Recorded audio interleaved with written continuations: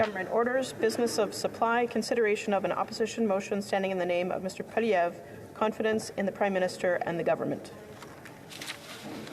Mr. Poilievre, seconded by Mr. Nader, moves that the House has no confidence in the Prime Minister and the Government. Mr. Poilievre, appuyé par Mr. Poilievre, seconded by Mr. Nader, moves that the House has no confidence in the Prime Minister and the Government. Member from Carleton, the Honourable Leader of the Opposition. Thank you, Madam Speaker.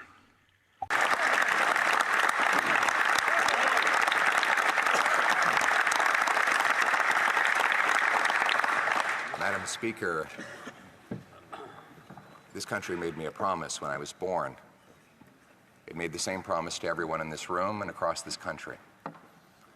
I was born to a 16-year-old single mom who put me up for adoption to 2 school teachers, and they taught me about this promise. The promise was that anyone from anywhere could do anything, that hard work would earn a powerful paycheck. They would buy you good food and a decent home in a safe neighborhood. It's that promise that brought my wife's family here as refugees from Venezuela. 6 people in a 2-bedroom basement, working-class Montreal apartment.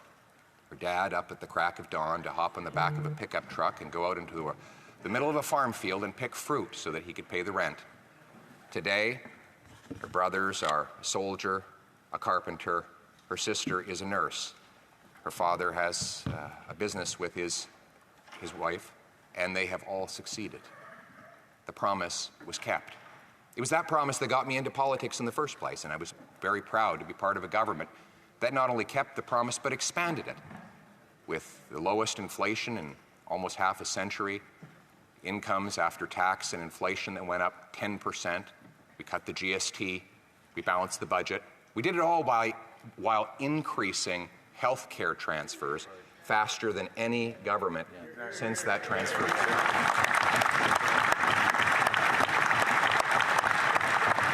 That's why I welcome every single time they talk about my experience in government is doing the exact same things that I would like to do in the future, which is to expand the opportunity, expand the promise of this country.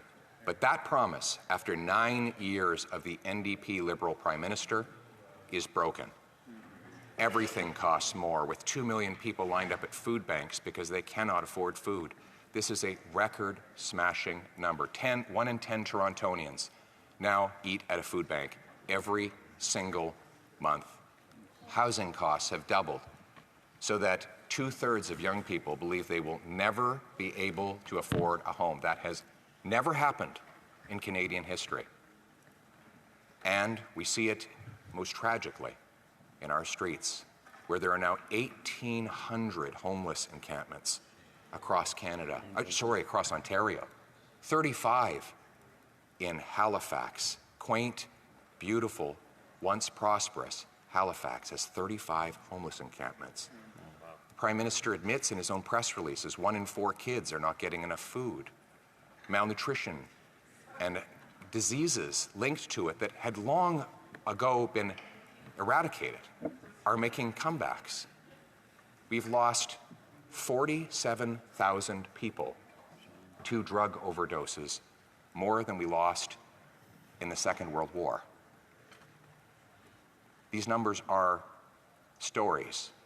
They are human lives.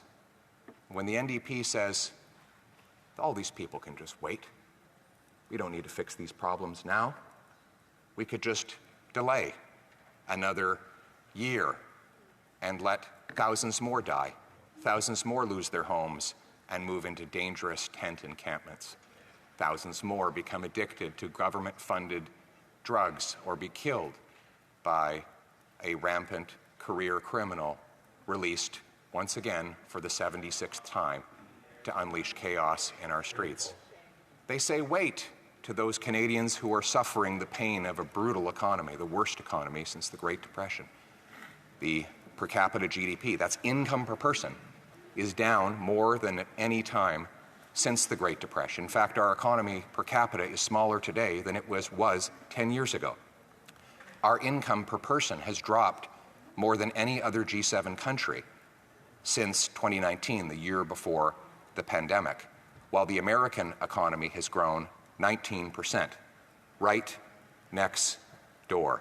The gap between our per capita GDP and the Americans is now worse than at any time since at least World War II, and according to one Liberal economist, Trevor Tom, the worst in a century.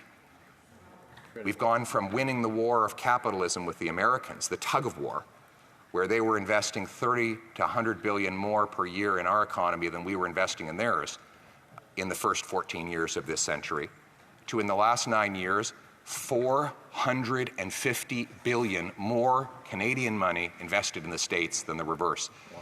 Canadian dollars building pipelines, mines, business centers, shopping centers, and businesses that pay American paychecks. I love America, but I don't want to bring jobs to Americans. I want to bring home those jobs and the Canadian promise to this country.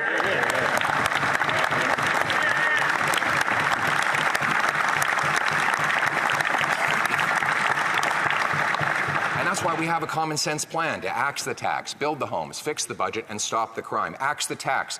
This will be a carbon tax referendum, a carbon tax election.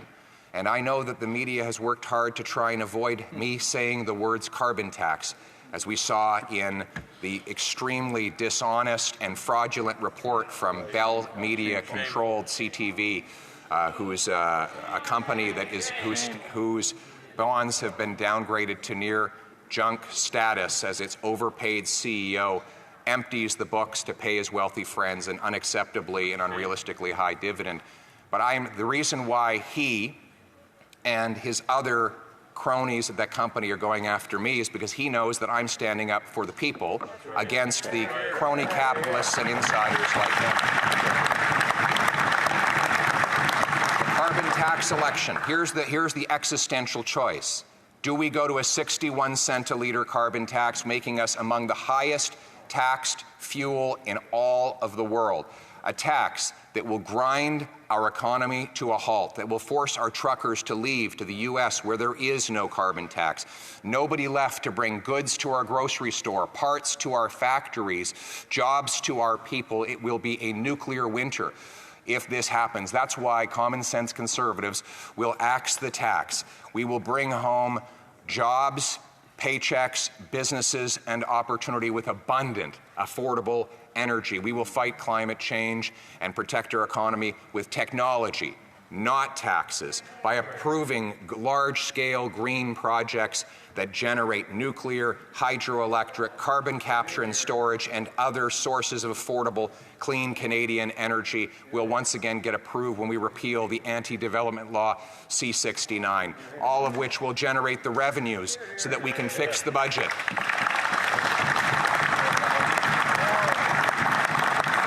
We will fix the budget by unleashing massive growth through the elimination of bureaucratic barriers and firing gatekeepers so that our projects can get built, setting the goal that all three levels of government should aspire to have the fastest building permits in the entire OECD. After 9 years of tax increases on entrepreneurs and calling businesses tax cheats, we will pass a bring it home tax cut to lower the burden on work, savings, and investment so that we bring home powerful paychecks and production to this country, lower, fairer, simpler taxes. We will cap government spending with a dollar-for-dollar law that requires we find $1 of savings for every new dollar of spending. We'll cut bureaucracy, waste, and consulting contracts so that we can get the budget close to, or hopefully on balance as soon as possible to bring down interest rates, inflation, and debt. And finally, we will unleash the construction of homes by incentivizing municipalities to grant faster permits, free up land, and speed up and to cut development taxes so that we can build in safe neighborhoods with jail, not bail, for repeat violent offenders, to bring home the promise of Canada of a powerful paycheck that earns affordable food, gas, and homes in safe neighborhoods where anyone from anywhere can do anything. The biggest and most open land of opportunity the world has ever seen. That is our vision. That is our purpose. Now, let's bring it home.